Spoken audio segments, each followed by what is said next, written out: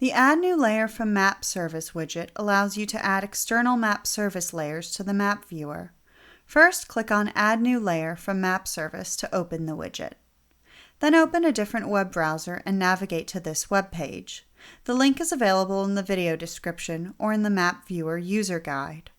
Click and drag where it says NFHL Map Server and pull it to the widget where it says Drag and Drop Service URLs here. Please note, nothing will visibly change within the Add Map Service from URL widget. So if you don't see anything, don't be concerned. Instead, navigate back to the Layers widget and expand it. You will see a new folder of over 30 plus layers. These new layers are at a nationwide extent, so you may have to click the Home button to return to the Florida extent. If the checkbox next to a layer is grayed out, you're not zoomed in far enough to see it. Zoom in a bit until the checkboxes start turning black. Then turn on the layers you'd like to use. Explore the data by turning different layers on and off and reading their metadata.